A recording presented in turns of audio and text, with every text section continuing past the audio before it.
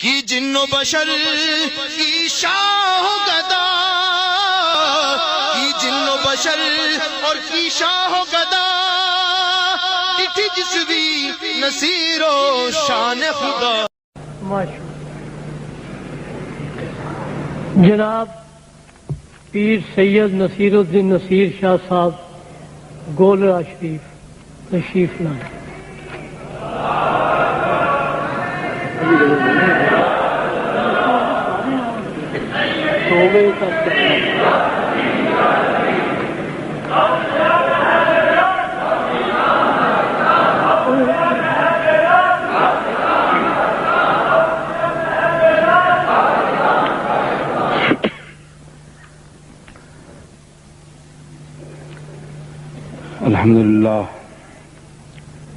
الحمد لله وكفى وسلام على عباده الذين اصطفى، خصوصا على سيد ولد آدم وخاتم الأنبياء وعلى آله المجتبى وعلى كمل أتباعه من الصديقين والصالحين والشهداء. أما بعد فأعوذ بالله من الشيطان الرجيم. بسم الله الرحمن الرحيم. إن الله وملائكته يصلون على النبي يا أيها الذين آمنوا صلوا عليه وسلموا تسليما.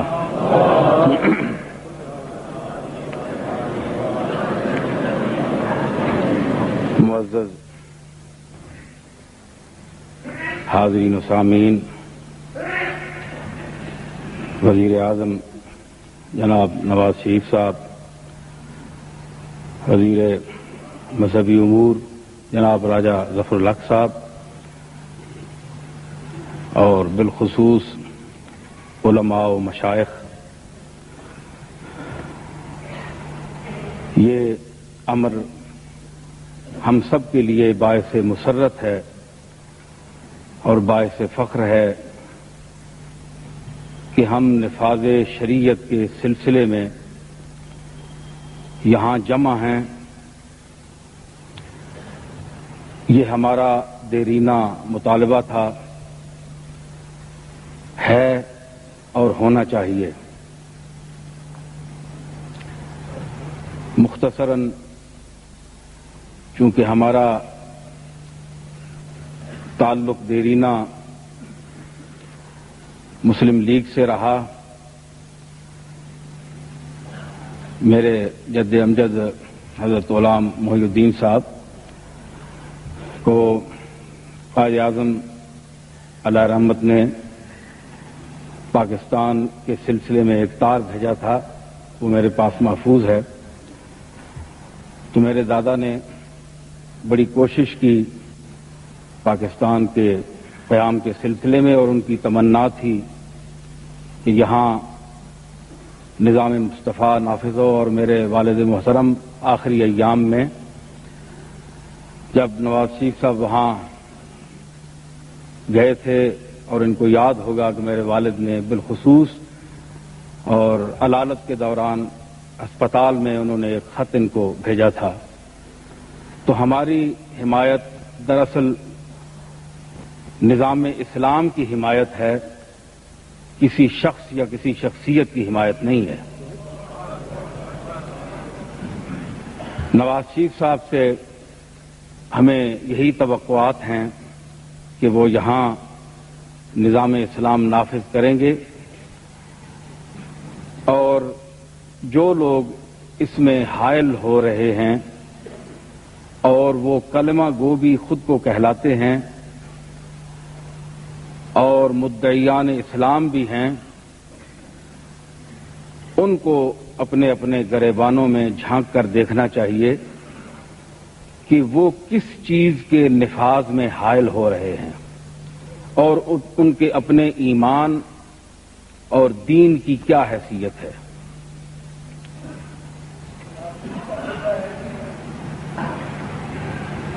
جب ہم رسالت مآب علیہ الصلوۃ والسلام کے غلام ہیں، آپ سے نسبت رکھنے والے ہیں، اللہ اور اللہ کے رسول پر ایمان رکھنے والے ہیں، تو پھر ہم کیوں جھجک محسوس کر رہے ہیں؟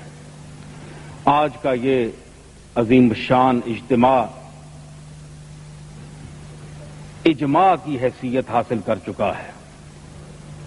اجتماع اور اجماع، تو اجماع یہی ہے کہ یہاں شریعت مصطفیٰ نافذ ہو اور اب اس میں مزید تاخیر نہیں ہونا چاہیے.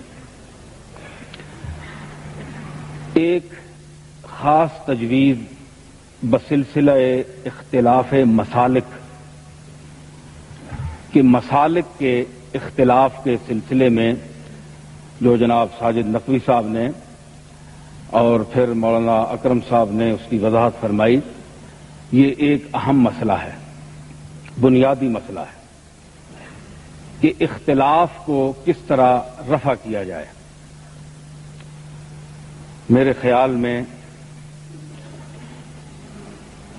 یہاں علماء کی کمی نہیں، دانشور صاحبان علم جو روایت، درایت، لغت، اصطلاح، تمام علوم کو بیک وقت جاننے والے لوگ ہیں، یہاں بکثرت پائے جاتے ہیں. ایک ایسی جماعت منتخب کی جائے علماء کی جو اصول دین کی حیثیت رکھتی ہیں، جو چیزیں، جو احکام، جو متفق علیہ ہیں مسائل، ان پر تو کسی کو اختلاف ہی نہیں. جو فروعی مسائل ہیں ان پر بھی اگر کوئی شخص اپنے شک و شبہات کو رفع کرنا چاہے تو اس جماعت کے سامنے، اس کونسل کے سامنے دلیل کے طور پر وہ مسئلہ پیش کیا جائے اور نیت یہ ہو کہ حق کی تلاش، حق ڈھونڈا جائے، خالی الذہن ہو کر بات کو سمجھنے کی کوشش کی جائے، اور اگر دلیل سے یہ بات ثابت ہو جائے کہ فریق ثانی حق پر ہے تو اس کو وہ تسلیم کرے. یہ خلوص نیت کا ہونا ضروری ہے، ورنہ اختلاف رفع نہیں ہو سکتا. میں اس سلسلے میں ایک اور گزارش کروں گا کہ دیکھیں، الفاظ کو، معانی کو سمجھنے کے لیے الفاظ کا سہارا لیا جاتا ہے. الفاظ کے بغیر معانی سمجھ نہیں آتے. تو الفاظ کس محل میں، کن کن مقامات میں، سیاق و سباق کے اعتبار سے کن معانی میں ایک ہی لفظ دوسرے معنی میں استعمال ہوتا ہے، مترادفات ہیں. تو یہ علماء پر واضح ہیں، یہ چیزیں کتابوں میں موجود ہیں. تو وہ جب کوئی اختلافی مسئلہ پیش کیا جائے تو ججز جو ہوں وہ اصطلاحات اور لغت، قرآن، حدیث، ان کے دلائل میں فریقین کو مطمئن کریں اور فریقین یہ نیت رکھ کر جائیں کہ ہم نے حق کو تلاش کرنا ہے، جانبداری اس میں فیصلہ کرنے والا نہ کرے. یہ ایک اختلاف کے رفع کرنے کی مؤثر صورت ہو سکتی ہے. جیسے کہ مولانا اکرم صاحب نے بھی فرمایا کہ مفہوم کی وضاحت کے لیے، اور نقوی صاحب نے بھی فرمایا کہ مفہوم کی وضاحت کیسے کی جائے گی. ایک ہی لفظ ہے، مثلا دیکھیں کہ ثلاثۃ قروء کا لفظ آتا ہے تو قرآن کا معنی دو معنی ہیں. تو وہی قرآن کا معنی ہے امام شافعی کے نزدیک اس کا اور معنی ہے، اور امام ابو حنیفہ کے نزدیک اس کا اور معنی ہے. تو یہ لفظ جو ہیں، لفظوں کو سمجھنا چاہیے، دلائل ہونے چاہیے، اس میں لڑنے جھگڑنے کی کوئی بات نہیں ہے. دوسرا اختلاف کا جو بنیادی سبب ہے وہ ہمارے اپنے نظریات ہیں، جس طرح کہ ساجد نقوی صاحب نے بھی اشارہ کیا اس طرف، کہ اس کے متعلق میں اتنی عرض کروں گا کہ ہر مرتبہ از وجود حکم دارد گر فرق مراتب نکنی زندگی. تو کائنات میں اللہ تعالیٰ نے جسے جو مرتبہ عطا کیا ہے اپنے فضل و کرم سے، اس کو تسلیم کرنا اور اس کو ماننا، یہ آپ کا اور ہم سب کا فرض ہے. اللہ تعالیٰ نے جو مرتبہ انبیاء علیہ السلام کو عطا فرمایا ہے وہ کسی اور کو عطا نہیں فرمایا. جو حضور اس انبیاء میں جو حضور سرور عالم صلی اللہ تعالی علیہ وسلم کو جو مرتبہ عطا کیا گیا ہے وہ اور کسی نبی کو عطا نہیں ہوا. اسی طرح حضور علیہ الصلاۃ والسلام کے اہل بیت کرام، حضور کے اولاد حضرت فاطمہ الزہرا اور آپ کی اولاد ساری، وہ ہمارے لیے باعث عزت و باعث تکریم ہیں، ہم ان کے غلام ہیں. اسی طرح حضور علیہ الصلاۃ والسلام کے تمام صحابہ، ہم ان کے بھی غلام ہیں. یہ جو بنیادی اختلاف کی وجہ ہیں یہ چیزیں ہیں، اس میں اختلاف کوئی نہیں ہے. اور تمام صوفیاء جس مسلک کے بھی ہیں، تمام کامل صوفیاء، جعلی لوگ نہیں، کامل صوفیاء، ان کے ہم متبع ہیں، ان کو ہم ماننے والے ہیں. اس لیے مانتے ہیں وہ مقصود بالذات نہیں ہے، مقصود بالذات صرف اللہ تعالی ہے. اللہ کا عرفان مقصد ہے، جس طرح کہ انبیاء علیہ السلام کی تعلیمات ہیں کہ مقصد صرف اللہ کا عرفان ہے. حضور نے فرمایا کہ ما عرفنا کا حق کا معرفت کا وما عبدنا کا حق کا عبادت. تو اللہ تعالی کا عرفان مقصد تخلیق انسان ہے، وہ انبیاء کے ذریعے سے حاصل ہوا. تو ہمارا مقصد اللہ تعالیٰ کا عرفان ہوا جیسا کہ انبیاء کا. لیکن انبیاء کا احترام اپنی جگہ ہے، وہ مسلم چیز ہے. اسی طرح صحابہ کرام، اہل بیت اعظام اور صوفیاء کرام مقصود بالذات نہیں ہیں، یہ منزل نہیں ہیں، یہ سب نشان منزل ہیں. جو لوگ انہیں منزل سمجھ جاتے ہیں پھر اختلاف شروع ہو جاتا ہے. منزل نہیں ہے، منزل اللہ تعالیٰ کی ذات ہے، اور اس کے بعد جو محترم اور عظیم شخصیت ہے، ذات ہے، وہ حضور علیہ الصلاۃ والسلام کی ذات ہے. تو ہم ان کا احترام ضرور کرتے ہیں، لیکن شریعت کے دائرے میں رہ کر، اس سے زیادہ نہیں، کیونکہ ان کی اپنی تعلیمات بھی یہی ہیں. تو یہ تمام مبادیات ہیں، ایسی چیزیں ہیں جہاں سے اختلافات اٹھتے ہیں. علماء کرام کا کردار ایسا ہونا چاہیے، مشائخ اعظام کا کردار ایسا ہونا چاہیے کہ وہ اختلافات کو ختم کریں. یہ فرقہ وارانہ فسادات اور یہ فرقہ واریت جو ہے، ذہنوں میں الجھاؤ پیدا کرنا، اپنے اپنے مسلک کو لے کر بیٹھ جانا اور کہنا کہ یہی صحیح ہے دوسرا غلط ہے، یہ غلط بات ہے. اس لیے کہ آپ جب دروازہ کھولیں گے اپنے آپ پر حق سننے کا، حق سننے اور تنقید کا، تنقید کے لیے بڑا حوصلہ چاہیے. تنقید کرنا تو بہت آسان ہے، لیکن تنقید سننا بہت مشکل ہے. تو یہ وسعت پیدا کریں علماء بھی، مشائخ بھی. اگر کوئی شخص کسی بڑے سے بڑے آدمی کو بھی روکتا ہے، ٹوکتا ہے، تو وہ دیکھے کہ یہ بات صحیح کر رہا ہے یا نہیں. اگر صحیح کر رہا ہے تو پھر اس کو وہ تسلیم کرے اور سمجھے، اور اگر وہ غلط بات ہے تو دلائل سے رد کرے، اور دلیل بھی مضبوط ہو، قرآن مجید سے ہو، عقلی ہو یا نقلی.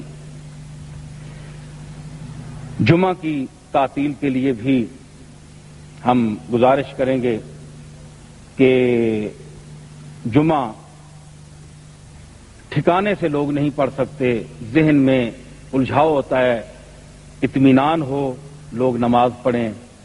اس لیے کم از کم یہ تعطیل کا ہونا، اس تعطیل کا ہونا ضروری ہے. علاوہ ازیں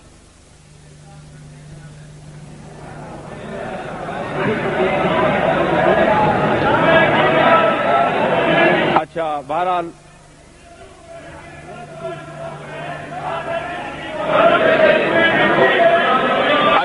دیکھیں، آپ بات سنیں. چلو بات آرام سے سنیں نا، معقول مجمع ہے، آرام سے حوصلے سے سنیں بات. اچھا، اس کے بعد یہ ہے کہ ٹی وی پر، ٹیلی ویژن پر جو فحاشی ہے، ایسے پروگرام جو شریعت کے خلاف ہیں، اسلامی اقدار کے خلاف ہیں، ان کو بند کرنا چاہیے۔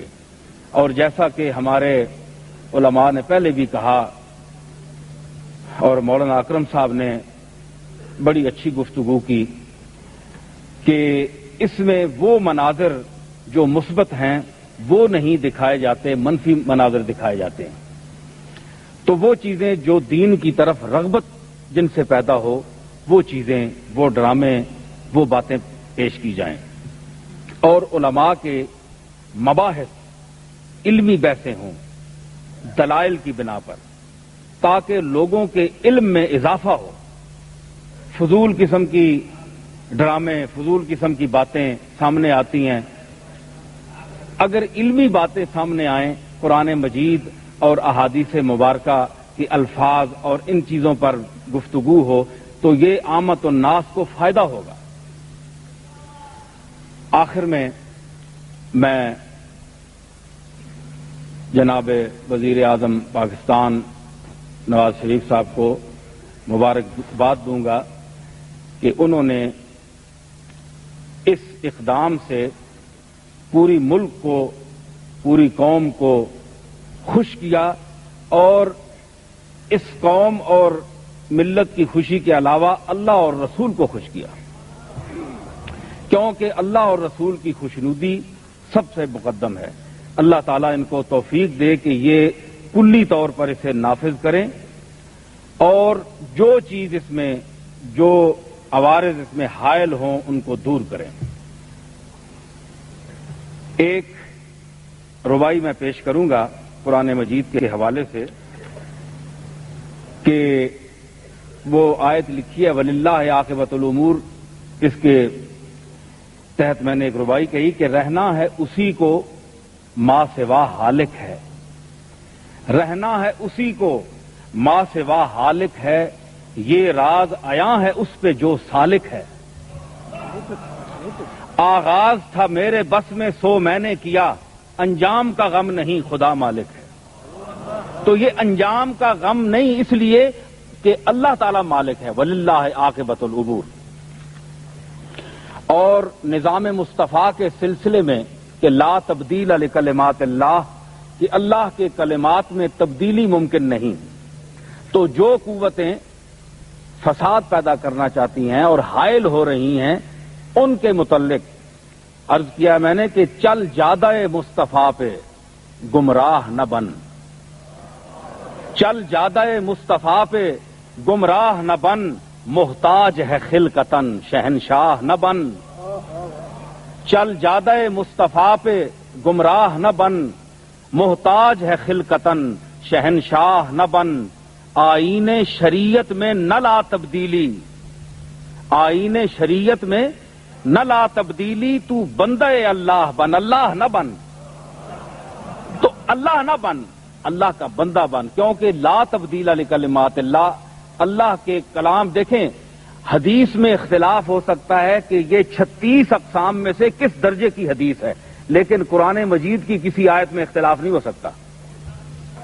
تو جب اصول آپ کے پاس، ہمارے پاس موجود ہیں، تو ہم اس سے کیوں انحراف کریں؟ دوسری اور اہم بات کہ ذاتی ہے ان العزت للہ جمیعا، کہ ذاتی ہے نصیر صرف رب کی عزت، ذاتی ہے نصیر صرف رب کی عزت، دولت کی نہ خون اور نسب کی عزت، ہو پیر کہ مولوی ہو یا لیڈر ہو، ہو پیر کہ مولوی ہو یا لیڈر ہو، وابستہ شریعت سے ہے سب کی عزت،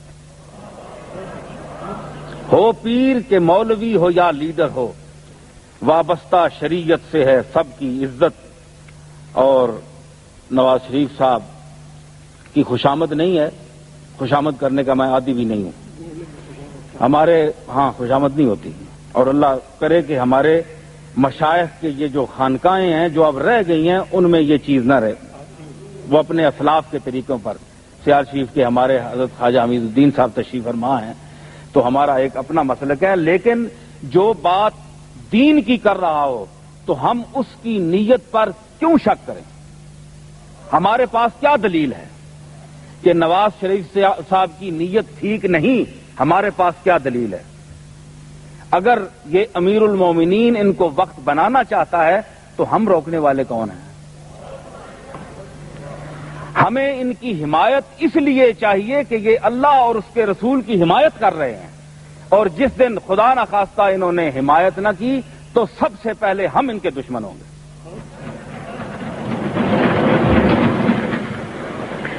عرض کیا ہے، 2 شعر صرف اور اجازت دوں گا۔